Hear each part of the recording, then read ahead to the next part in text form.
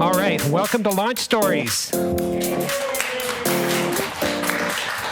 We're all about connecting and educating Chilliwack entrepreneurs, and so great that you're here. I really appreciate it.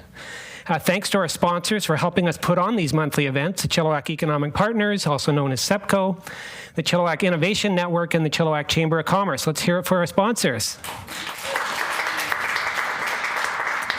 And thanks to our partners for organizing Launch Stories every month. We've got Cowork Chilliwack, Currency Marketing, and Zynim Ventures. And special thanks to Elise McAlpine. She's on this screen in her environment pressing all those buttons.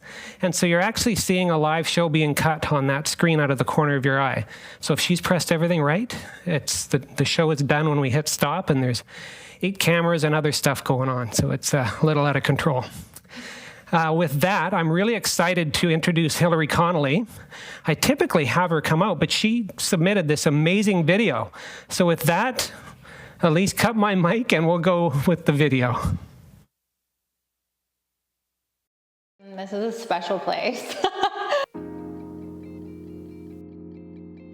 A lot of times people will stop and say like, is it a store? Yes, it's a store, come in. It's a home away from home for everybody who comes here and is a part of our community. These people are artisans, but they're also our RCMP officers. There are nurses. There are care aides. They're the moms. They're the dads. They're the people that are living in our community. We can kind of like allow a bunch of small businesses to operate out of here and thrive and grow, especially in this economy.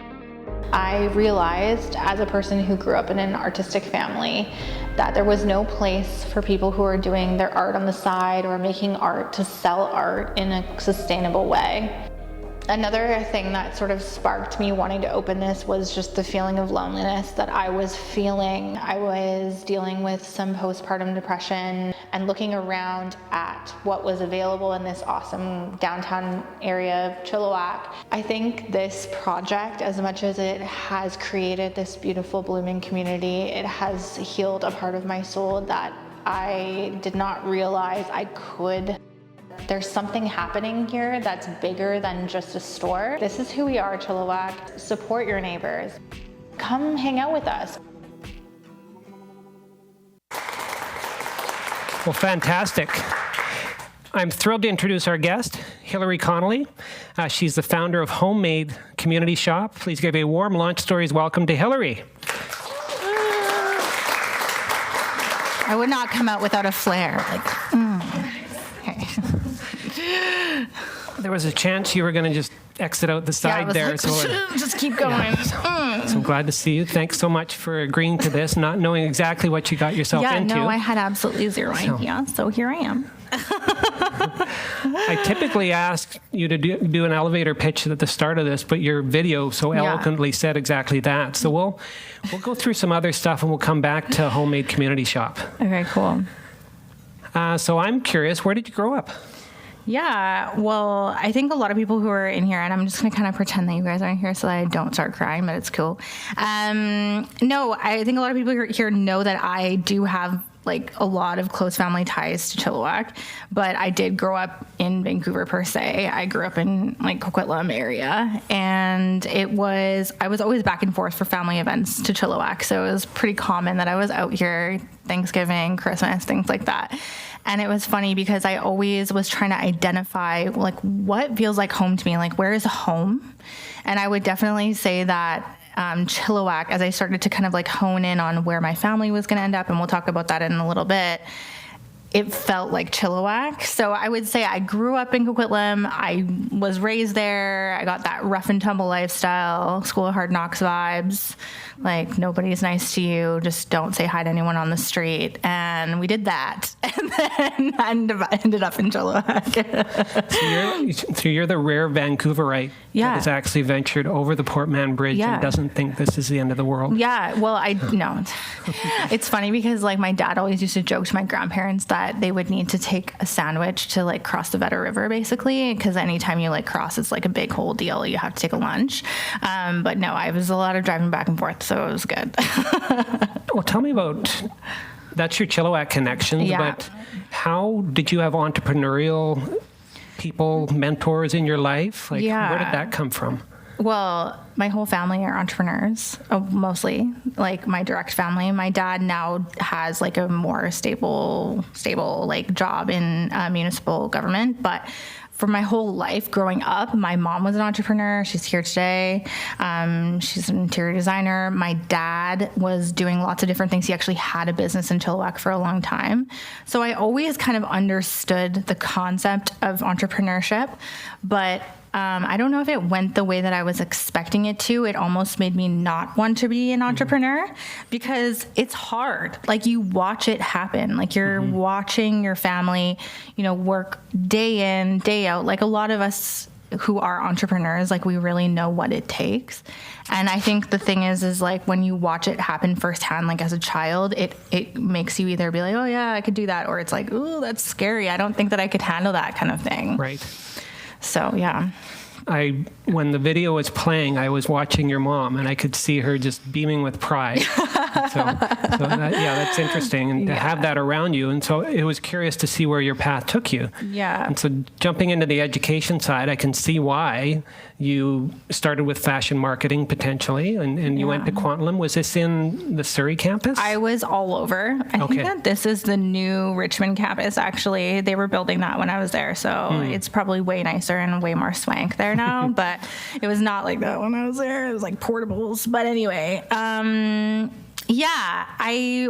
thought that I was going to be in fashion marketing. I was like, yes, I'm going to be a fashion mogul. I'm going to rule the fashion world. And then I started hanging out with some of the people in there. I was like, maybe that's not my people.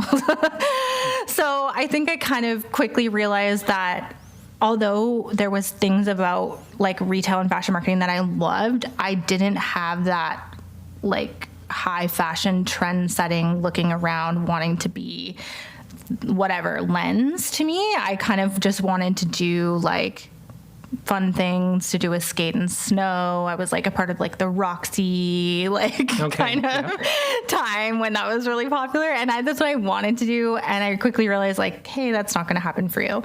So one of my teachers actually said, hey, Hillary, you actually have kind of a knack for numbers. Have you ever thought about going finance? And I was like, ugh, I don't want to be an accountant. That's so lame. But then I became an accountant. So yeah. That seems like a reaction to maybe the turmoil of seeing entrepreneurs, right? Yes. What is the most steady job that I can rack up a pension and I know where I'll be when I'm 65? And action, reaction, 100%. It was like, how do you figure out how to be the most fiscally responsible person after watching like feast and famine? Like a lot of the times in entrepreneurship, it's not always hard, but it's not always easy. So it's like, okay, it's doing really great. It's our season. It's our time.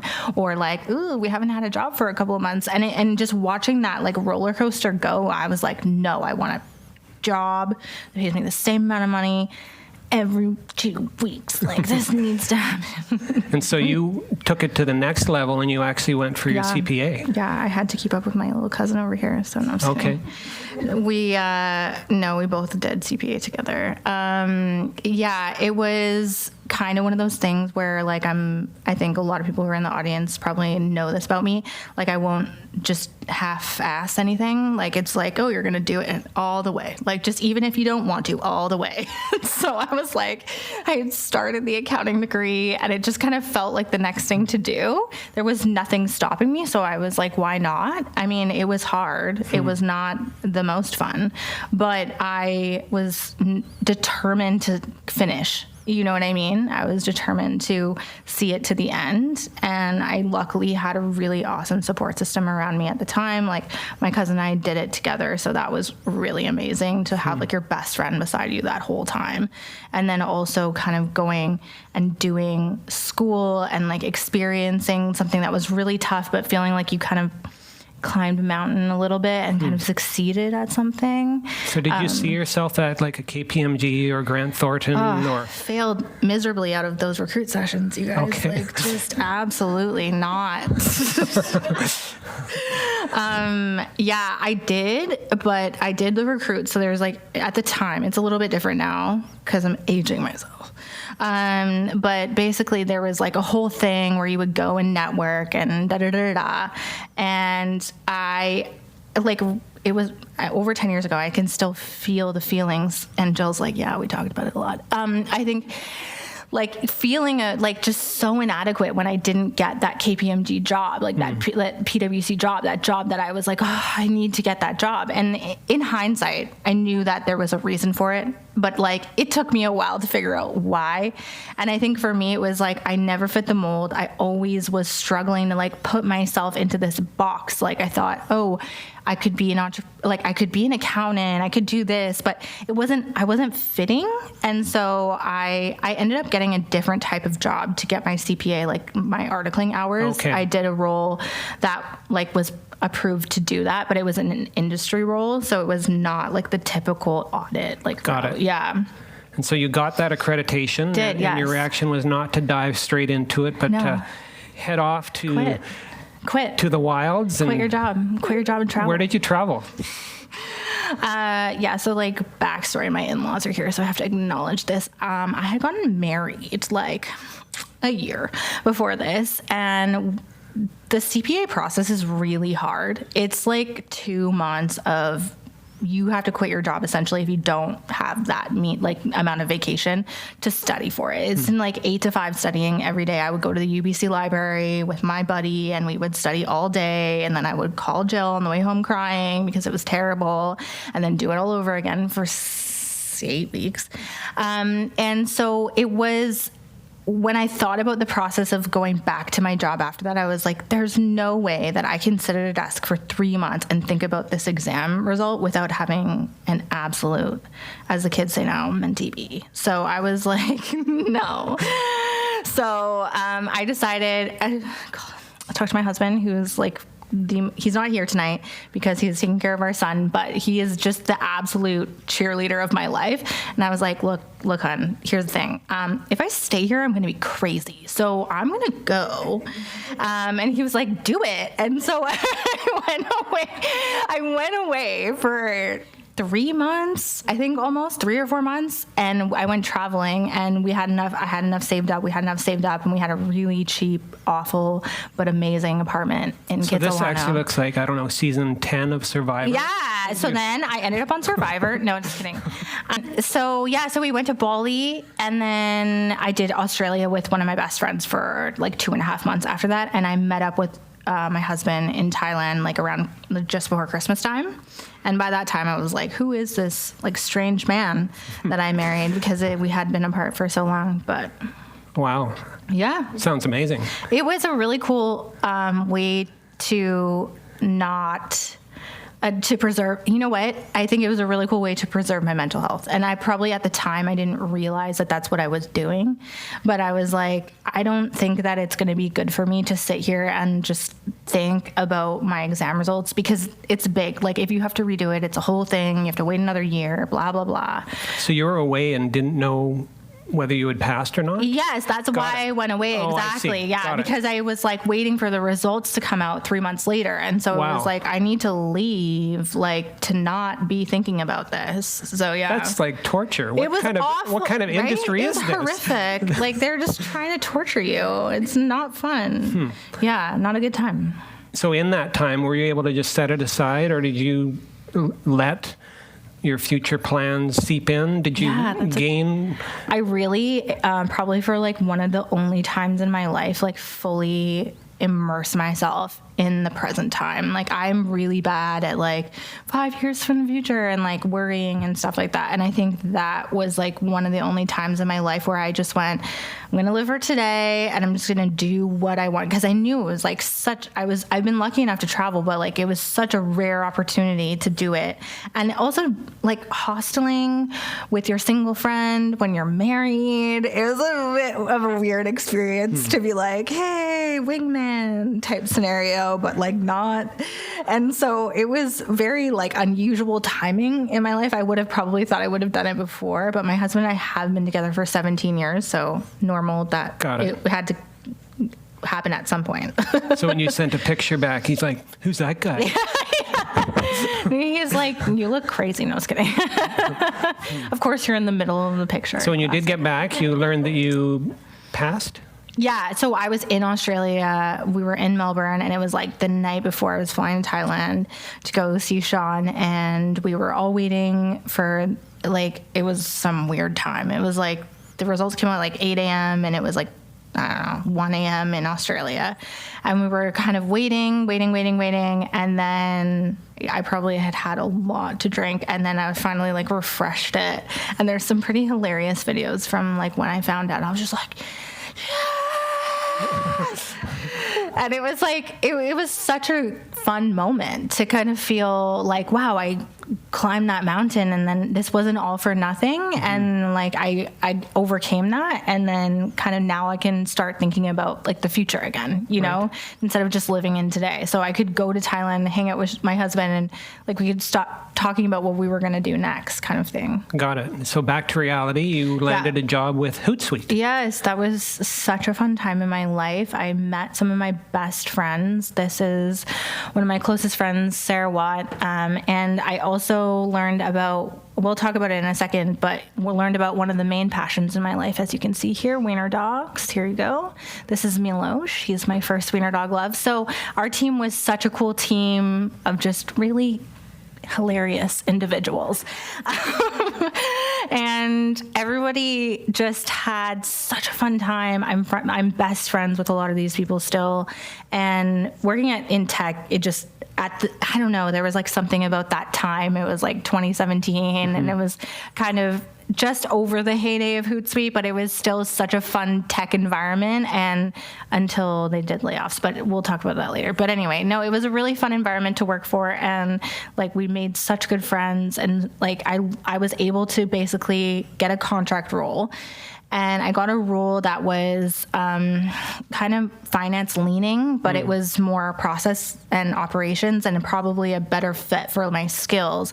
And Sarah, who used to be a consultant for a long time in Deloitte, noticed, hey, you kind of have this knack for finance, but also kind of figuring out what is wrong, like problem solving kind of thing.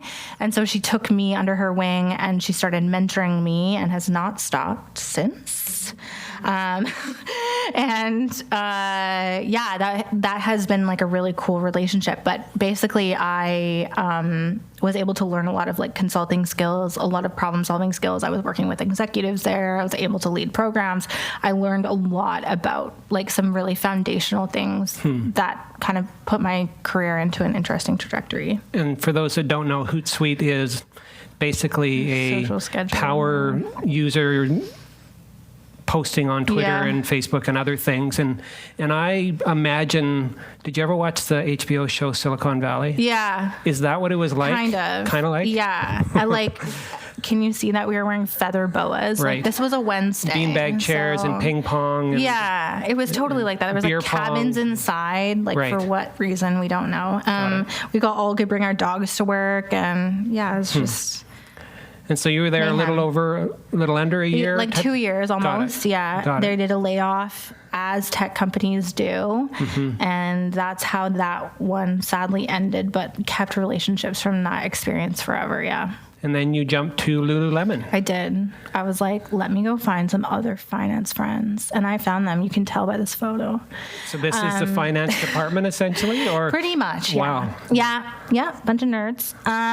No, it was really fun. It was like an experience. Working in Lululemon from tech was weirdly a lot more like serious and buttoned up. I know that you wouldn't necessarily think that. I thought the culture was going to be on par, but I definitely noticed a shift. So I definitely had to kind of adjust how I was living.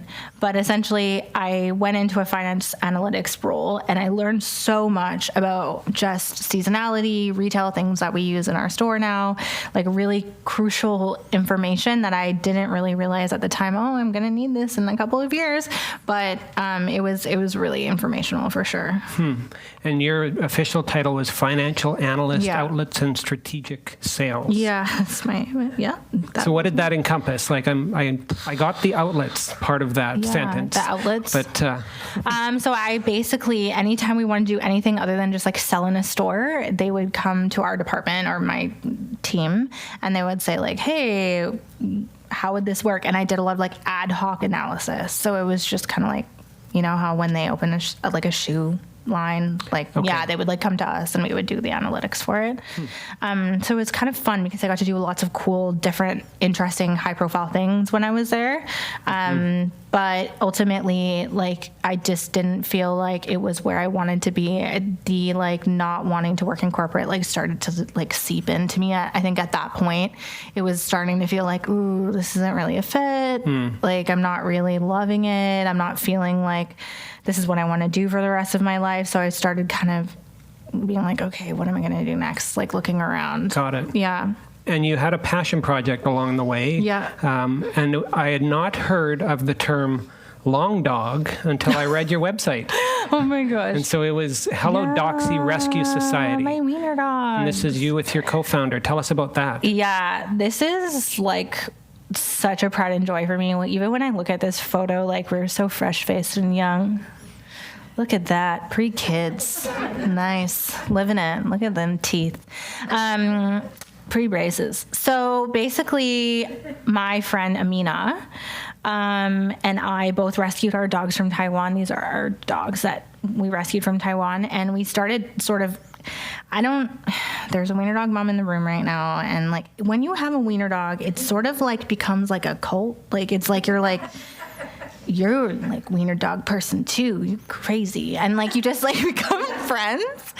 And so I don't know what it is about having a wiener dog, but there's like something to it that just like wiener dogs are so crazy. And if you're a parent of a wiener dog, like you must also be crazy.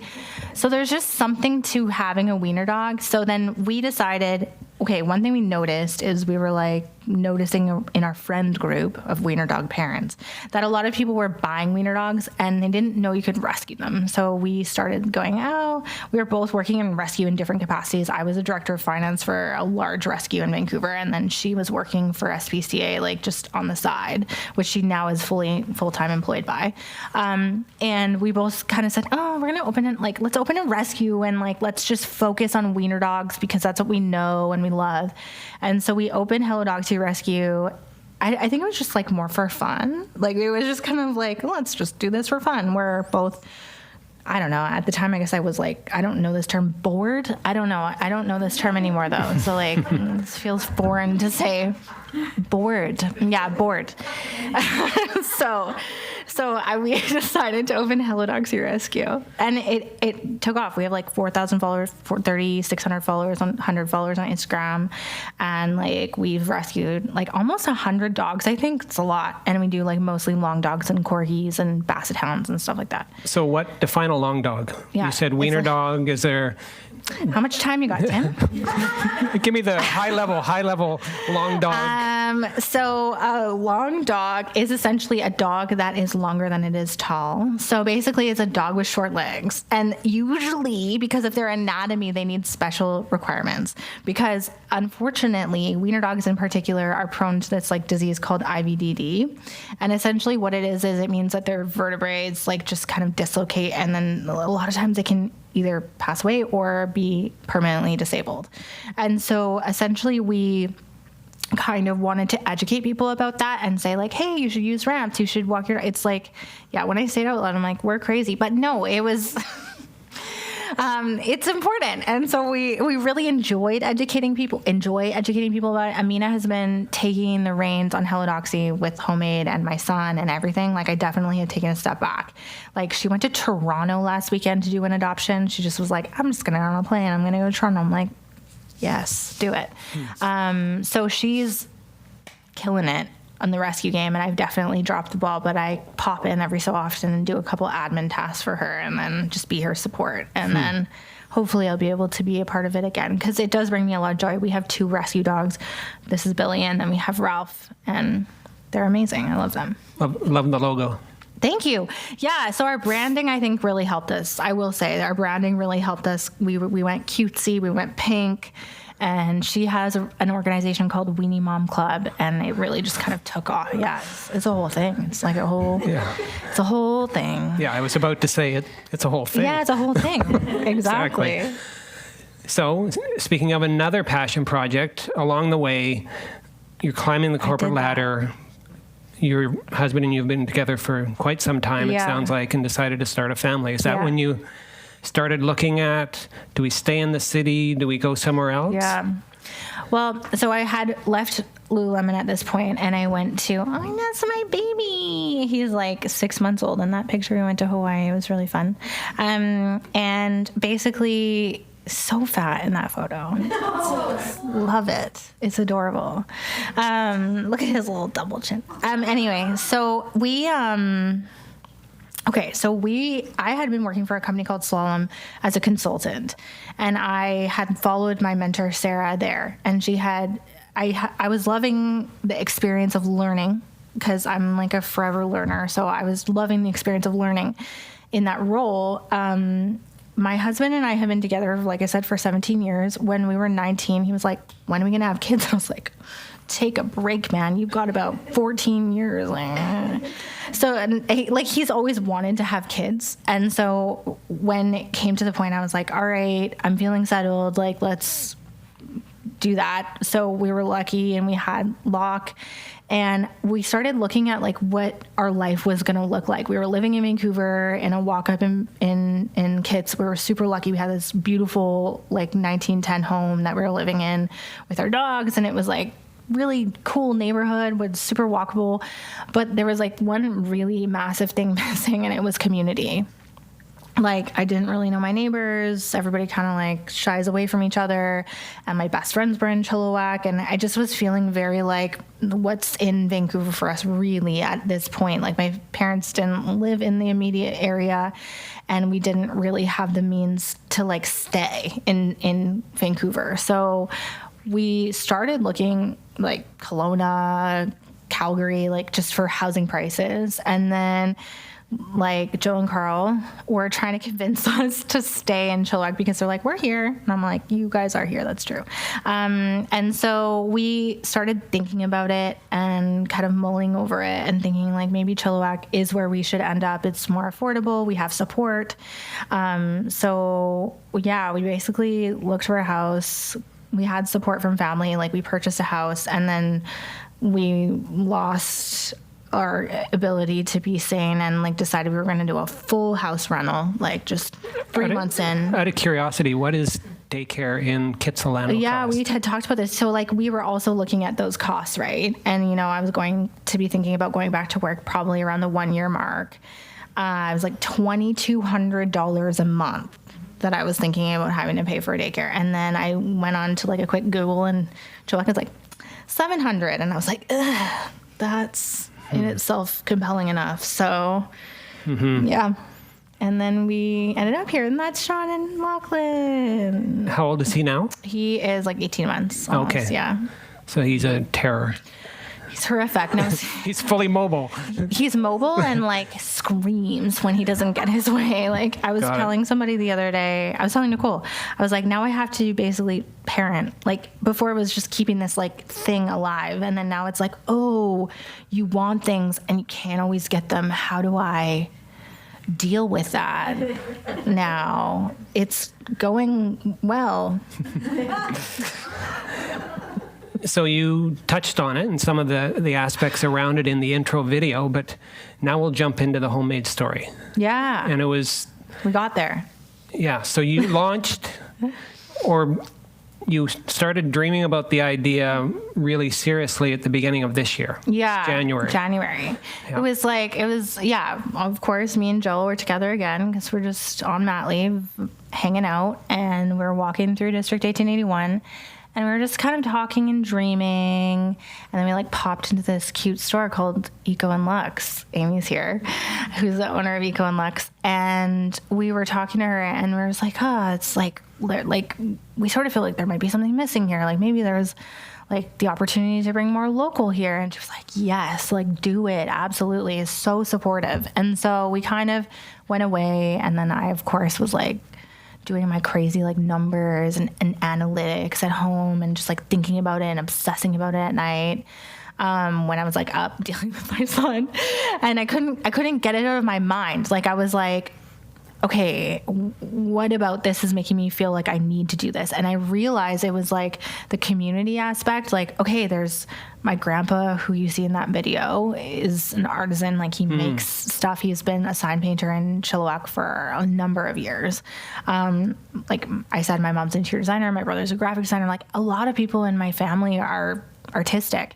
And I just was feeling like, I know that there's people who are doing stuff in their house and selling it like on the side of the road, but it's beautiful and it deserves to be celebrated. So why don't we bring that into like a place where I started to notice tourists coming. It was a really big tourist season. So I was like, let's open this, I don't know, this concept. And it really just started as I knew about shelf rental stores in Vancouver. And I had no idea. Yeah. And actually, Nicole recommended you. Yeah. And when I learned, like, Cowork Chilliwack, I'm renting desks. Yeah. And they were like, I could rent shelves? I could just rent shelves. They're so much smaller. Unfortunately, I think they take a lot more work. No than kidding. desks. Yeah. So you have to like make them look nice and deal with the person who put the stuff on the thing. And But, so this is a thing, shelf Yeah. rental. yeah, it is a thing in Vancouver. There was a place near Okay. our house that did it, and I always thought the concept was so cool.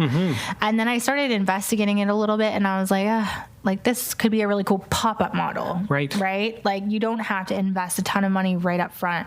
They had the pop-up space. Why don't I just see what happens? So it started simply like just as let's just do like a fun, what is my version of fun? Fun project. A fun summer project. So yeah, we were just doing that. And then it sort of like kind of started evolving as I started meeting all the people like into something more. Right. Like, realizing. And so looking Yeah. at it from the outside, it looked like job one was to find a location. Yeah. And you did that just by kind of strolling around. And so what's the story behind the Wee Shop? This is a short-term rental pop-up shop, basically? Yeah, they still do it. So basically it's just like you can rent it by the week, day, like month. And I had contacted the people that run it and they were like, yeah, it's available this summer. And I was like, sweet, that's amazing. Okay, so you had a deadline. Yeah, I sort of was thinking, okay, what's the best time? And I sort of knew that summer was like a bit busier, and I knew that summer probably would be a better time for everything. So I was like, okay, I'm going to do it like June to August kind of thing. So I have to tell you, leading up to this, I fully stalked your Instagram account from the very beginning, and it's quite remarkable just to, again, looking from the outside in, it's like you did this entirely on Instagram. Yes, I did. As at least a platform, right? Yeah. And so your next stop, I guess, was, I've got this idea, but how do I get the people? Look at these amazing posts that I got off Canva. And so you're recruiting artisans and makers and so forth to be on those shelves. How did you go about doing that? Yeah, I stalked them. Yeah. That's basically it. No, I basically said, first I did do a sponsored post. So we posted at the beginning and I was like, okay, the one consistent place that I have found everybody in this artisan community is on Instagram. Like everybody at least has an Instagram profile from the ones that I thought were cool and interesting and would be interesting to sell in the store. So I started there, and I started before we even had a page. I went to them and I said, hey, I'm a stranger. What's up? I'm real. Here's Hello Doxy. You can find me. I'm real. And then I was like, hey, do you want to like be a part of this idea?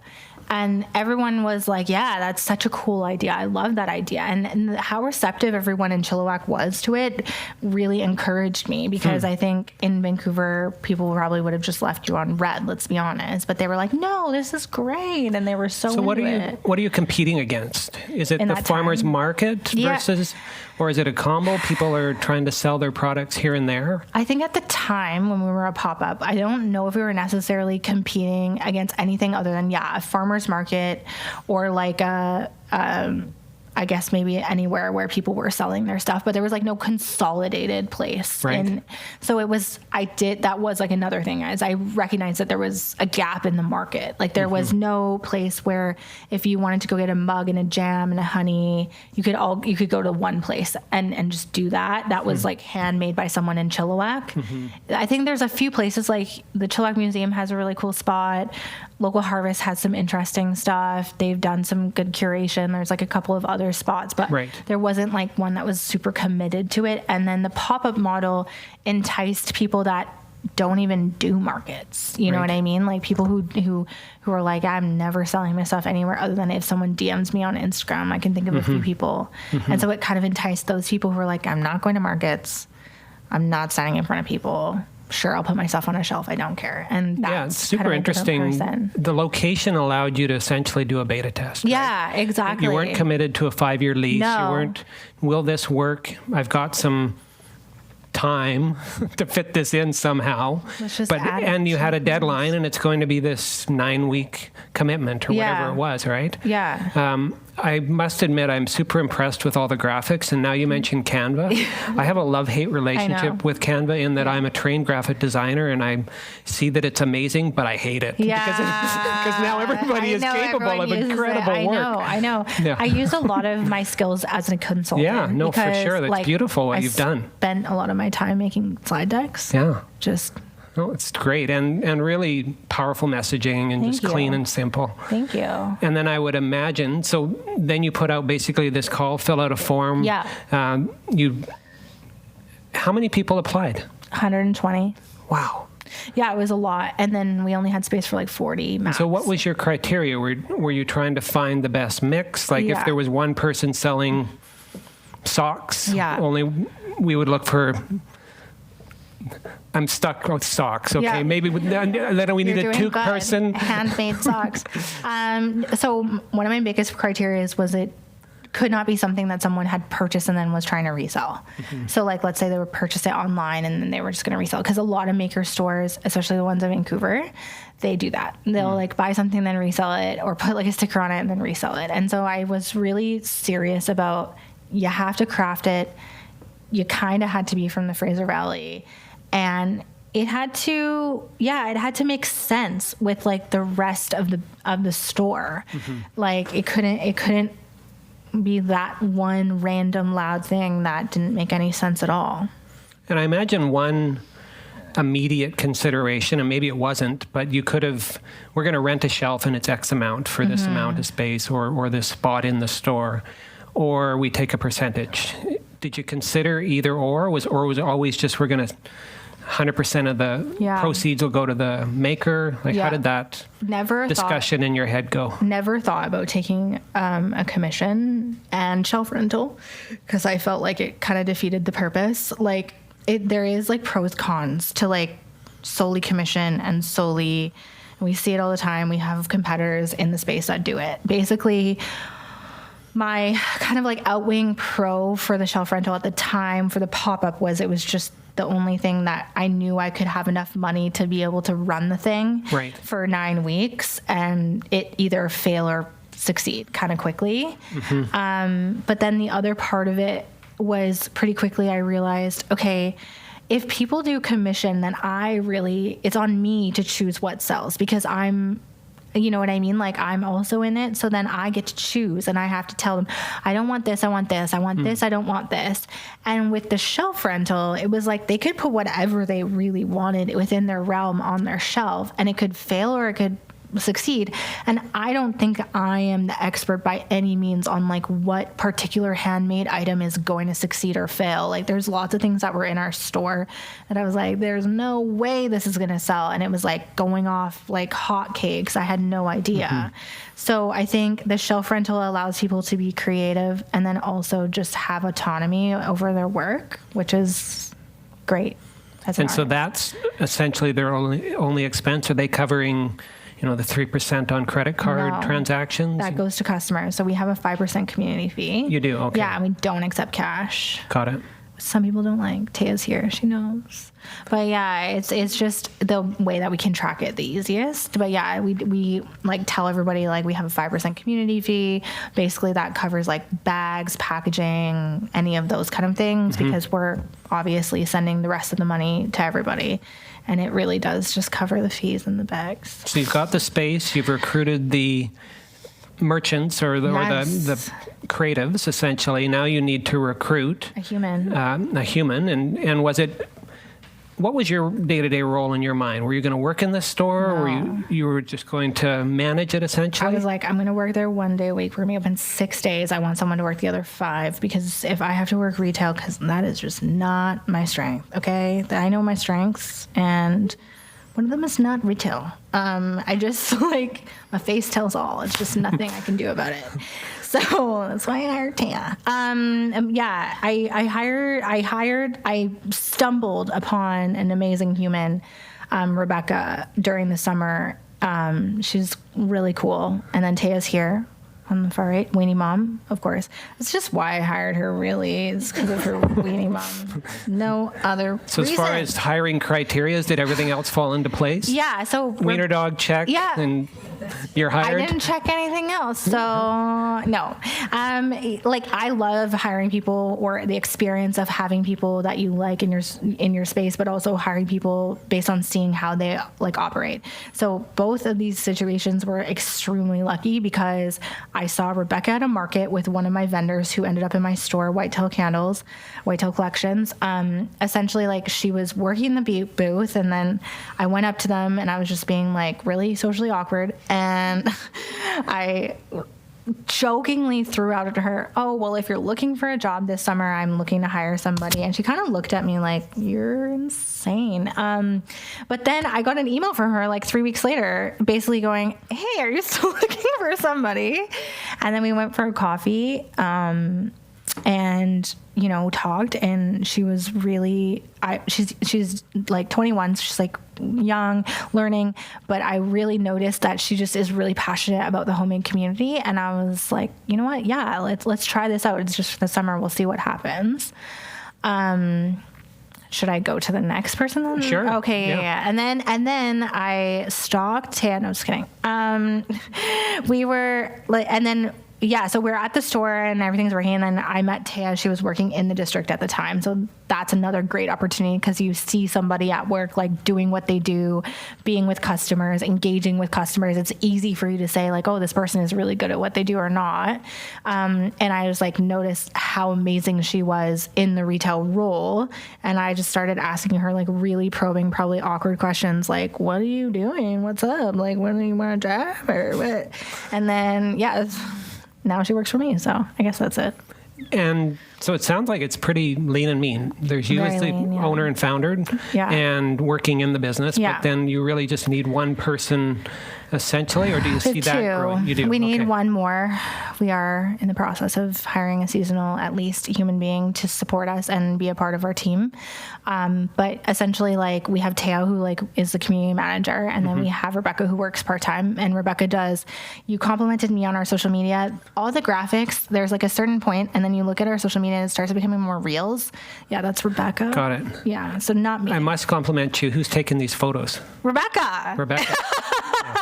And Rebecca is going to be doing a product photography workshop for our community. And is this like with the DSLR, or is this just an iPhone? This is an iPhone. Wow. Okay, wait, I took this photo. But these two, she took, and we are actually going to be doing, so that's a part of our community, like, mandate a little bit, is not only, it's a partnership beyond a shelf, like you saw. So we do workshops. So one of the workshops we are going to be doing for our community is product photography, because people make things all the time, and it's so hard for them to take pictures. With, like, hiring a professional photographer, a lot of them they will do that, and that's so expensive for people. So she has some cool tips and tricks that she did to take some of these photos, so we're going to steal them and give them to the community. That microphone is driving you nuts. Oh yeah, no, it's oh baby. It's just like weird. Okay, we're going to stop touching it. Fair enough. Yeah. So this is how during the pop-up run, you're going from June 21st to August 17th, and you're open 6 days a week. Yeah. Sorry. And Who designed the logo? Me, I did. I'll give myself props for that. Nice. Thank you. No, Tim, sweet Tim, Kamba. Well, I'm jumping ahead, but doesn't it kind of freak you out that you ended up renting that house? I know, right? It's terrifying. The first time that I saw the house, I told the landowners, I was like, is this a joke? And then she came over to our store and she saw the logo and she was like, this is wild.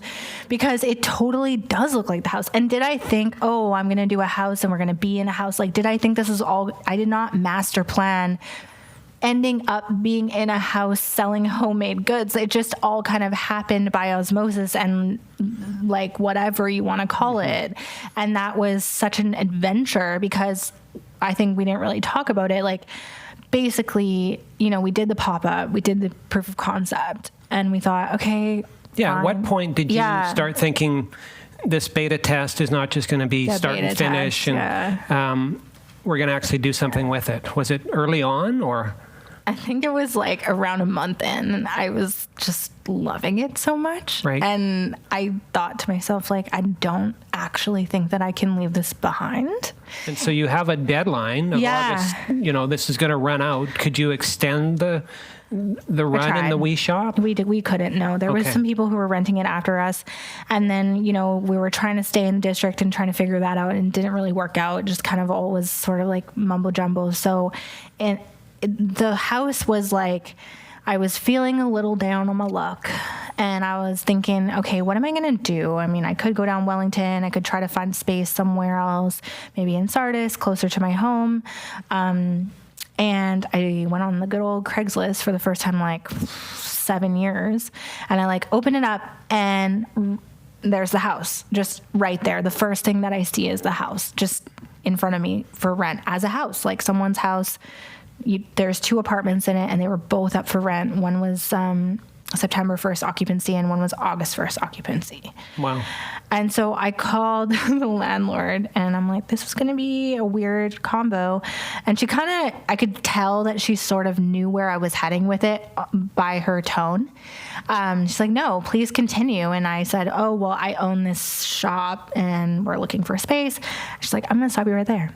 Yes, you can operate your store in my space. And she was like on board for the rest of it. Like she had seen our haphazard, we were in CBC. Luckily, we just lucked into that. And she's like, I saw you and I was trying to figure out where you were, but like, I'm not really familiar with the district. She's not from here. So she was like, yeah, you should totally do this. And she's been really supportive of the project since the beginning. So. And that space was Craven Houston Power's architects. Yeah. They outgrew it and went over to the over old there, fire hall, and it's now Station 1. Yeah. I didn't realize it had gone back to being just a residential house. And it's weird that it didn't kind of get carved out into District 1881, isn't it? We're like the encroaching stepsister. Like, we like to blast music out our windows. It's really fun and disruptive. And so when did you secure that new space? Yeah, we did it. So we were working on it. I had to go to the city and get like plans and like try to figure it out. Like talk to everybody, talk to Nettie, talk to Nicole. I was like, what did I do? And then we kind of got it going. And then I took occupancy via August 1st. All my spare time at all like went out the window and we're like, we're going to renovate this ourselves. And it was a lot of things. I did hire painters, but my poor husband, like new light fixtures, fixing things, putting up the new shelves, everything. He did it all. He put that in, new shutters, like lights, paint, like everything. He did most of it. And then I also made Rebecca do a lot of manual labor. So for Rebecca, she said, it's not a day at home unless I do manual labor. So I imagine going into a lease space, you're doing leasehold improvements. So you're trying to do it on the cheap as much as possible. Yeah. Because anything you're attaching to the house is, Yeah, it's kind of staying. I mean, Right. luckily, everything that we had to do so far has been cosmetic. Nice. It's just like painting and making it more beautiful, and trying to preserve the beauty of the home. Obviously, this is a 1927 home, so when we walked in, like, it was like, ooh, this is gross. We painted everything white, and then everything was fine. No, it's been really good. I mean, everybody has pitched in. Like, you can see the edge of this desk. My aunt is sitting over here, made the desk for us, and then we put wallpaper on the stairs, and we did everything. So, and the biggest projects were the patio, redoing the patio, reflattening it and everything, and like painting and just keeping it and getting like I it took to a look peek around normal. there. Did you put the little waterfall in? Yeah, we put not waterfall, but the fountain? ponds. Yeah. Well, yeah, we did. So we have like amazing community members, and I had one girl who's like, "This is cool. This is a passion project for me." So her and her husband like made the pond, and they did the garden, and like Wow. so everyone has really pitched in, and I feel like I have not talked about the community enough in this conversation yet. So we should probably focus on that. So you had essentially 1 month between. Yeah. Did you find that Yeah. did you lose momentum? Were you able to keep it and come back, or how did you Yeah. find that transition? September was like a really weird sales month for us. It was like bang right out the gate, sold a lot, and then it sort of like tapered off as we do in the district. And then October's been pretty good, and then we ramp into December. I just have to keep reminding myself of my Lululemon Analytics seasonality charts and be like, I remember looking at this. I know why this is happening. But it's like hard to do that when you're so emotionally invested in something, you know? And I like this picture on your website Thank because if you you. look through there, you can see the building. Oh, yeah, that's just a little, but you can kind of see it like on this side. Yeah, if you look through okay, got it. yeah, it's a little Yeah. to the left, but yeah, that's how you get to us. And so then you've done some signage on Yeah. the exterior. Yeah, How are you finding drawing people out? blasting, no, I'm just kidding. We blast music for real because sometimes people don't know how to get, because you have to walk over a little land bridge to get where Yeah. you are. We have really awesome relationships with people in the district who send people our way. Lots of people will stumble on us. Like they'll be like, I was looking around and then heard the music and then came. And then a lot of people come for us because of our social media game. So people know, oh, we're a local shop. I know where to get this person's stuff, or I'm really interested in what you're doing. And so they'll come specifically to visit us, which is a really nice feeling because they come to visit. And that social media game, is Yeah. that your superpower? Like, is that essentially how you're marketing this? I think it's like one of the tools in our toolbox. I would probably say that our superpower is the law of like exponentials, the fact that we have 60 people in our store that share almost everything that we ever post. So then, Right. yeah, they're constant. It's this like every time we post something, it just gets that extra like pass off to what's going on. And I think also how excited everybody in our community is about the opportunity to be a part of it. Like, I really try to focus a lot of the energy on like the community and what can we do for the community and what can we do to help these business owners thrive and grow. And that's why I actually started working with Community Futures and like trying to kind of like align some of those things so I can send people that way, and just really focusing on how can we make this person who maybe either wants us to grow into something huge or they just want it to be a hobby, how can I make this be their thing?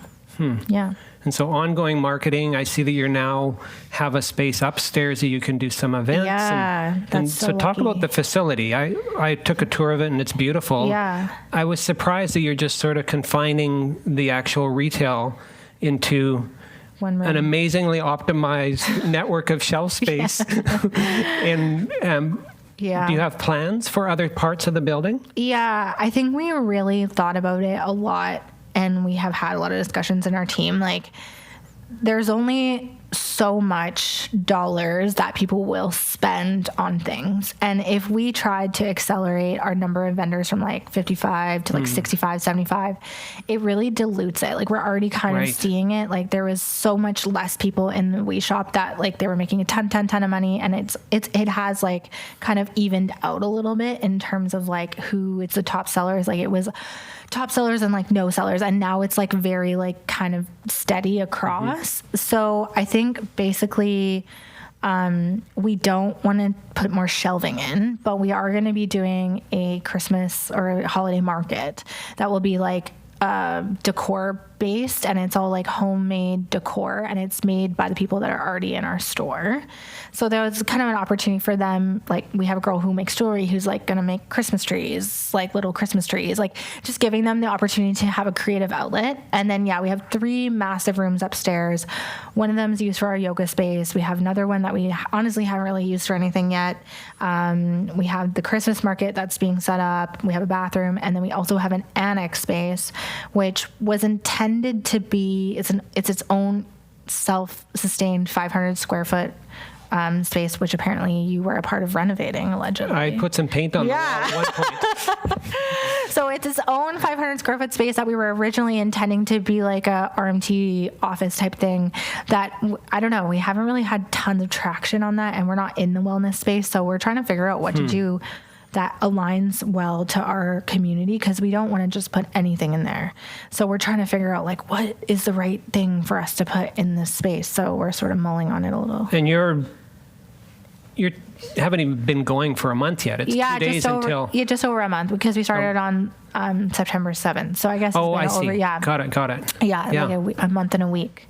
And so I imagine November, December are going to be your Busy. big months. Yeah. And you've really set it up for success. I hope so, yeah. Instagram. We did it. Homemade Chilliwack. Yes. Amazing. Absolutely amazing what you've done here. And it's really...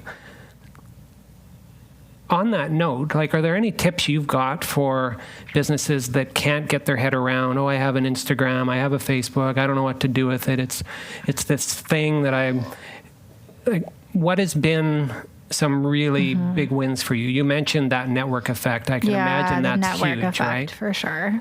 Consistency. Like my personal like Instagram page is just like wildly weird, but I have somebody who, like Rebecca, who does commit her time when she's at the store to like take content and so post content. So is it once a week? Is it a couple times a week? She works 3 days a week. And every time she's in, you're posting something, basically? Every time she's in, she's making some video or doing some weird art project that ends up being brilliant, which is really fun and cool. But I think committing the resources to it has been, I was never my intention. Like I wasn't like hiring Rebecca, like she does work front of house. So that has been a really lucky thing. But I think if you don't have that or don't have those resources, like you just have to just try to take really easy, fast content. And sometimes that's the best stuff that does well for us. Like just like, look at all the vendors in our store, like 40 pictures in a row. So step 1 is to hire a Rebecca. Yeah, step 1, hire Rebecca. Coincidentally, I hired a Rebecca, and she's doing our social media. Nice. And she's killing it as well. Rebecca social media, exactly. Yeah. Okay. What's step 2? Step 2. Consistency. Consistency. Like, what do you think? Is it at least once a week? Is 3 it every to 5 day? times a 3 to week. 5. Yeah, 3 to 5 times a week. Always posting something that people aren't like just fast. And like even this video that we just posted that you guys just watched, like that was 1 minute and 30 seconds. Like our average view time on that is like 30 seconds. So usually if you're putting anything out there, like it really shouldn't be longer than 30 seconds and make it really like punchy and to the point. And how about photo versus video? People love reels. Our photo posts like do significantly worse. But essentially sometimes having photo stuff on your feed is good because then people can go back to it or they can use it for like things like this, or they can look at, comments. Like we do a feature Friday, which is like a static post, and that is difficult. The other thing that we've really worked hard on is our feed, the way that the feed looks. If you were to like zoom out, that was something we workshopped really hard. Like every single picture has to have green in it. And that was something that we agreed upon, is that every picture has to have some sort of green in it, like a plant or a background. And once we started doing that, it started, oh, that's a homemade post. Oh, that's a homemade post. And people started recognizing it, I think. So I've oversimplified it. You need a Rebecca, Yeah. you need Canva, Yeah. and you need an iPhone. Yeah. And green in pictures is a good Green in idea. pictures. Okay. Yeah, exactly. You recently added a website. We did. Woo! I finally I bought this domain name like in January. Took me this long to get one. And that's been really good. I think we're still working on our like SEO stuff. I don't know. I'm not good at those kind of things. Do you see e-commerce being something, or is it that physical in-store experience only? I think it really depends on how we could scale our internal processes. I think I wouldn't want to do it before, obviously, we had like inventory tracking, which we don't have. Like right now, it's just basically... So you have that 500 square foot space. Yeah, I know. A lot of people have recommended like some sort of like shipping service or something along those lines. That's definitely something that would be cool. You're a month in. Yeah. I'll give you some slack. Well, fantastic. Yeah, I'll talk to you later, and then we can talk about logistics. But yeah, no, it's been like, I would love to. I have some ideas because I think shipping costs are prohibitive to a lot of people that are selling in our store. We have like heavy things, pottery, things like that. So it would be very selective on the type of product that we could affordably sell. Yeah. Just because shipping costs are so prohibitive. So we're trying to kind of stay within that locality model. So there's some other ways we could do that online and like encourage people to buy our vendors' products and find them. And that's kind of the vision that I have for the future of like Homemade Online, is essentially like, how do you find these people's products not just in our store? For example, like, do they have a home studio, or like, you know what I mean? That kind of stuff. You touched on it, but you've now joined Community Futures because you don't have enough on your plate. I'm an employee. Now, what are you doing there? Nicole took a chance on me when there was an availability open in Community Futures. I think I was introduced to her through Trevor McDonald, and essentially we started talking, and she was like, there's something to this girl. She's crazy. No, I was kidding. And we started talking, and I was, really passionate, obviously, about what Community Futures does, because Community Futures works with small businesses, giving them opportunities for loans, but also business advisory services and awesome stuff like self-employment. You can see that workshops. And so I kind of realized like I could probably offer something with my background, but also support my community at the same time. I'm already talking to like 60 people all the time about how to improve their businesses, grow their businesses. And this Community Futures does that as well. So why don't we like kind of team up? So that's been like a really awesome experience so far. I'm a month into that as well. So that's been like really, really eye-opening and really, really awesome. You mentioned you like to live in the moment, but you also did mention that you're a planner. Yeah. What's next? Look at this photo. Rebecca took it. What's next? I think continuing to grow Homemade, and learn how to be a parent and an entrepreneur, because I think right now entrepreneur and parent are like about this. My husband spends a lot of time at home with my son. I've had help from my mom over the last couple of months. All of our family has chipped in different ways. And I'd really like it to be more like this, because right now our store is my baby, and my son is my baby, and I'm trying to figure out how to make mom and lady who works crazy hours kind of work. Right. I imagine you bringing him in. He's on a tricycle and he's going around all of those shelves. He's not allowed in the store. He comes inside and I'm like, let's not. He does have a tricycle. He just got one yesterday from his grandparents. So, but he's been very I think just learning how to kind of be a parent. And I think we touched on it when we talked last time. A lot of the times as a woman, I think this is a female-centric audience. Like you said, as a woman, you're kind of expected to do it all. My husband has definitely taken on more of the traditional female role of putting our son to bed and doing a lot of those kind of things. And for sure, if I hadn't had that, I wouldn't have been able to be sitting here doing any of this. So like props to Sean. We'll give him a little round of applause. He's watching this later. Props to Sean. Well, fantastic. Let's hear it for Hillary. I imagine I only got to some of the questions. Do we have any audience members that have a question or two? Jan's just going to put the mic on. Nobody has a question. Oh, We've got a question up here. James has a question. We'll give you the mic here so we've... If you have any advice for any young moms, or even not even a mom, just any woman who wants to get into business, entrepreneurship, small business, what would be your biggest piece of advice?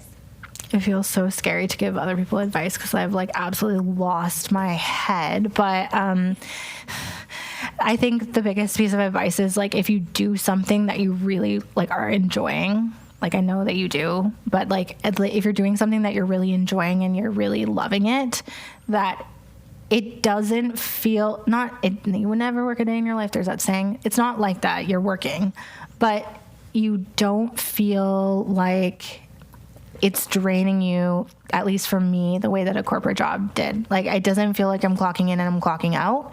It feels like it is my being, and then I continue to bring it to every place that I am. Like, I don't think of Homemade and Hillary like it's two separate things.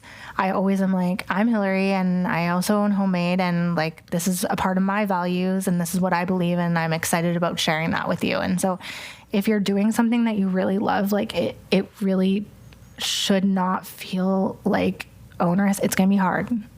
Don't get me wrong. It shouldn't feel like you're not, it shouldn't feel like you're not on that path, the right path. You shouldn't be like questioning it all the time. You know what I mean? I hope that answered your question. Anybody else? Going once? I mean, a lot of people in this audience can ask me questions privately, and so they're like, I'll just ask her later. It's fine. Can we put your mom on the spot? Yeah, my mom's on the spot. What's your thoughts, Mom? Where's the mic? Yeah. Don't give her the mic. Oh, well, you touched on it. I want to hear more about what you would like to do with that annex. We call it the annex. The annex. The professional wing. I don't know. Homemade. And if it's got an upstairs and it's got a side door. And maybe you should take suggestions from the audience. Yeah. Let's move this into a completely different segment. Now. Yeah. Tim, get out. Okay. So, no, it's, I think, honestly, like, okay, the space needs to do for the community what it needs to do. So, like, that's all that I've ever tried to do is provide space for the community. So, like, there has been things, like, for example, everyone's always been screaming at me like, there's no options in the district for easy food. And so I'm like, great. And then I bring in food trucks and no one shows up. And so then I'm like, okay, if the community is not wanting that, great. Down the drain, next thing. And I think that that's going to be like a part of this journey is like the trial and error of like, okay, so we have this community space that's a store and we also do events out of it and we'll have a Christmas market and all these other cool fun things. But like, what does the community actually need? And can we provide that in a space sense? Like, I don't think the community needs more desk rentals because they've got you. I don't think really the community necessarily needs more places for RMTs to work. That's been proven. Like there's Wellington Natural Health, like all these different places, right? So we're just trying to figure out where's the gap and what can we fill. Yeah, that makes sense. Thanks. You're welcome. Well, once again, let's hear it for Hillary. Thanks. I love that you're sharing your launch story mid-launch. Yeah. We often interview folks with decades of experience, and this is a really nice contrast. So well done. Thank you.